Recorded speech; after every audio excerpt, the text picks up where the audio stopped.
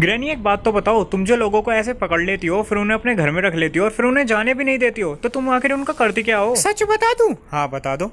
बिल्कुल सच्ची सच्ची बता दूं? हाँ बता दो।